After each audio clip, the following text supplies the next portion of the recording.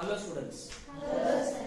2018 NMMS தேர்வில் கேட்கப்பட்ட வினா பின்வரும் தொடர்களில் விடுபட்ட எண்ணை தேர்ந்தெடுக்கவும்.